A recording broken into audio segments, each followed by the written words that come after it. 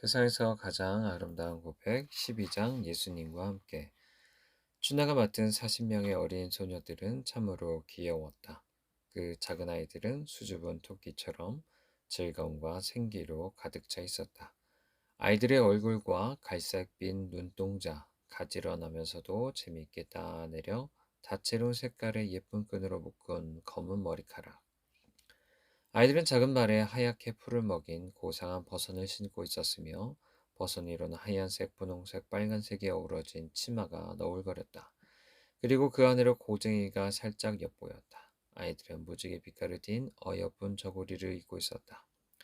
춘하는 그들 모두를 사랑했다. 그런데 유독 귀희라는 아이에게 관심이 갔다. 물론 선생님이 누군가를 편애해서는 안 되겠지만 준하에게 이 작고 명랑한 아이는 각별했다.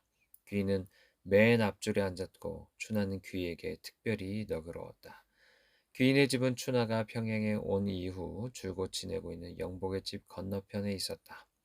영복과 그녀의 남편은 귀의 부모에게 예수 믿는 도를 전하려고 여러 번 노력했다. 그러나 춘하가 올 때까지도 성공하지 못하고 있었다. 춘하는 이 작고 어린 이웃을 친구로 만들었다. 그리고 얼마 안 되어 귀의 어머니도 춘하에게 호의를 보이기 시작했다. 새해를 맞으면서 귀는 7살이 되었다. 춘하가 가르치는 하나님과 예수님의 사랑을 충분히 이해할 만한 나이였다. 춘하는 귀희를 주일학교에 데려가고 싶은 마음이 간절했다. 그래서 귀희의 부모를 설득하려고 가진 애를 썼다. 얼마 후 귀희의 부모는 귀희를 데리고 가도 좋다고 허락했다. 귀희가 열심히 떼를 쓰기도 했지만 한편으로는 춘하가 믿을 만하게 보여서 안심이 되었기 때문이다. 춘하는 귀희의 어머니가 예수 믿는 도에 관심을 가지도록 만드는데 조금씩 성공하고 있었다. 귀희의 어머니는 종종 귀희와 춘하와 함께 언덕 있는 큰 교회에 가기도 했다.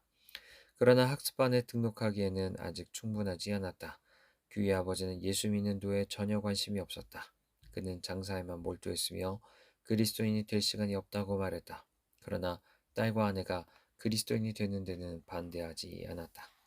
그의 부모가 딸이 주일학교 출석하는 것을 허락했을 때 춘하는 뛸 듯이 기뻤다. 춘하에게 귀는 자신이 그리스도께로 인도한 첫 열매였다. 그래서 귀를 각별히 아끼고 사랑할 수밖에 없었다. 귀가 귀엽고 사랑스럽기도 했지만 춘하에게 특별한 의미가 있는 아이였던 것이다. 귀는 주일학교에 8달 동안 출석하였다. 어김없이 봄이 돌아왔고 단오날이 되었다. 단오는 한국의 여인들과 아이들에게 특별한 명절이었다.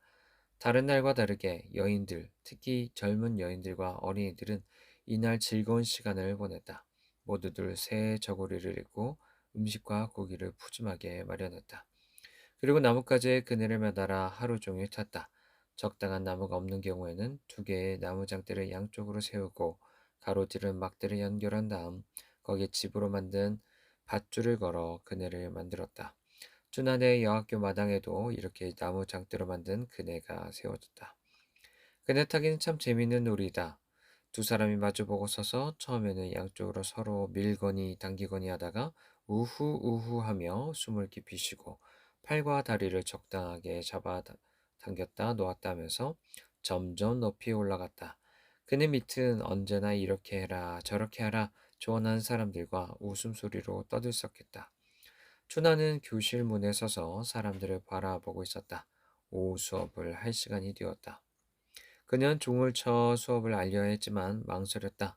그들의 즐거움을 방해하고 싶지 않았고 무엇보다 기휘와 보배가 막 그네를 타기 시작했기 때문이다.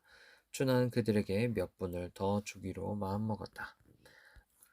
두 아이는 높이 올라갔다. 마치 그네가 하늘을 향해 똑바로 서는 것 같았다. 그네의 줄이 쭉 뻗어나가면서 삐거덕거렸다. 저 줄이 끊어지면 어떻게 하지? 춘하는 중얼거렸다. 그래도 끊어지진 않겠지.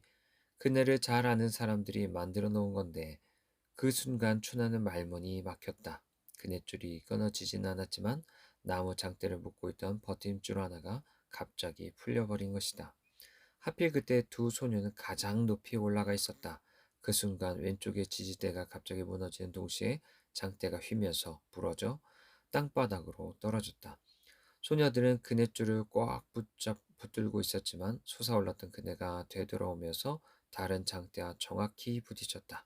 그리하여 두 소년 땅바닥으로 내동댕이 쳐지고 말았다. 춘하는 너무 놀란 나머지 한달음에 달려갔다. 보배는 곧바로 일어나 울었지만 분명 다친 데는 없어 보였다. 그러나 귀인은 의식을 잃었다. 춘하는 서둘러 귀를 교실로 옮겼다. 큰 슬픔이 몰려왔다. 그녀는 얼른 여학생 몇 명을 교회 사무원과 의료 선교사인 윤 박사에게로 보냈다. 다행히 귀인은 그들이 당도하기 전에 깨어났다. 춘하는 안도의 한숨을 내쉬었다. 윤 박사가 귀를 세밀히 검사해 보더니 뼈가 부러지지 않았다고 안심시켜 주었다. 귀를 잠시 조용히 쉬게 한 후 교회 사무원과 함께 집으로 보냈다. 그리고 학교는 정상적으로 수업을 하였다. 춘하는 일찍 학교를 파하고 사랑하는 친구인 귀의 집으로 서둘러 달려갔다. 앉아있는 귀를 보니 매우 기뻤다. 분명 그 사고로 나빠지지는 않은 듯 보였다. 다만 귀는 여전히 두통이 심했다. 그래서 춘하는 아이를 눕혔다. 그런데 다음날 아침 귀의 상태가 나빠졌다. 아이의 하반신의 감각이 없어졌다. 춘하는 두려웠다. 귀의 부모도 몹시 놀랐다. 귀가 반신불수가 될 것만 같았다. 제가 가서 선교사님을 모시고 오게 해주세요. 그분은 정말 실력이 뛰어난 의사입니다. 춘하는 간청했다. 그러나 귀 아버지는 완강했다. 안 됩니다. 귀는 매우 심각한 상태입니다. 나는 귀를 지금 당장 신 의원에게 보일 생각입니다. 어쩔 도리가 없었다. 귀의 아버지는 그리스도인이 아니었고 귀의 어머니는 믿음이 약했다. 가족들은 늘 하던 대로 귀를 돌보고자 했고 춘하는 어쩔 수 없이 학교로 돌아갔다. 귀인은 신 의원이 온다는 소리에 두려워했다. 신 의원이 귀를 검사하고 치료하려고 준비하는 동안 아이는 더욱 무서워했다. 의원이 말했다. 전신이 마비되기 시작했습니다. 침과 개꽃 등으로 지금 즉시 치료해야 합니다. 귀인은 소리치면서 울기 시작했다. 아, 싫어. 하반신이 마비되어 움직일 수 없는데도 귀인은 일어나 방 밖으로 뛰쳐나가려고 했었다. 부모는 귀를 붙잡았다. 신 의원은 빠르게 시술했다. 한 번, 두 번, 12번. 감각이 없는 부위는 물론 손발과 어깨를 비롯하여 온몸이 침을 꽂았다. 분명 그것으로도 충분해 보였으나 치료를 멈추지 않았다. 신의원은 개꽃 등을 놓기 시작했다. 마른 개꽃잎 가루를 아이 한쪽 엉덩이 위에 모아놓고는 불을 붙였다. 그 가루들이 확 타버렸다. 신의원은 다른 쪽에도 뜸을 놓았다. 침을 꽂았던 것처럼 온몸에 뜸을 놓았다. 마침내 치료가 끝났다. 그는 자신의 처치에 매우 만족해하는 것 같았다. 그러나 어린 귀인은 굉장히 아파하고 고통스러워하면서 하루 종일 누워 있었다. 얼마나 아팠는지 저녁에 찾아온 춘하도 알아보지 못했다. 춘하는 귀의 모습을 보자마자 허락도 받지 않고 영복과 함께 의료 선교사를 모시고 왔다. 선교사는 이 어린 아들을 검사한 후에 눈물을 흘렸다. 그 사고는 분명 치명적인 것이 아니었다. 그런데 지금은 아이의 상태를 장담할 수 없게 되어버렸다. 신의원의 처치가 문제를 더 심각하게 만든 것이었다. 신의원이 자기 만든 약을 과하게 사용하면서 즐거워한 것 같았다. 선교사는 속으로 말했다. 이렇게 어리석은 부모가 있다니. 그는 자고 있는 귀의 아버지를 깨워 소리를 지르고 싶은 심정이었다. 이 어리석은 사람아, 당신이 이 아이를 죽였단 말이오. 그의 마음속에 안타까운 외침이 울려 퍼졌다. 선교사는 한참 동안 자신의 약상자 앞에서 무언가를 조제하기 시작했다. 그러고는 고약 한 통을 만들어 건네면서 사용법을 설명해 주었다. 그는 가능한 한 짧게 말하고는 방을 떠났다. 춘한 최대한 시간을 내 오롯이 귀의 곁을 지켰다. 상처들 때문에 귀는 계속 약해졌다. 그런데 며칠이 지나자 고통이 더 심해지지 않았다. 귀는 누워서 몇 시간씩 춘하가 읽어주는 달콤한 성경 이야기를 들었다. 그러나 귀를 매우 괴롭히는 일이 하나 있었다. 귀의 어머니는 계속 울고 아버지는 그 사고로 하나님과 그리스도인을 비난했던 것이다. 귀가 말했다. 엄마, 나는 죽는 것이 두렵지 않아요. 나는 곧바로 하늘나라에 올라갈 거예요. 그리고 거기서 예수님과 함께 살 거예요.